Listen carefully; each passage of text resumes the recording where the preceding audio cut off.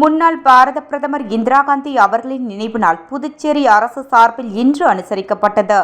மாண்புமிகு துணைநிலை ஆளுநர் திரு கே. கைலாசநாதன் அன்னை இந்திரா காந்தியின் திருவுருவச் சிலைக்கு மாலை அணிவித்து மலர்தூவி மரியாதை செலுத்தினார். அங்கு நடைபெற்ற சர்வ மத பிரார்த்தனையில் கலந்து கொண்டார்.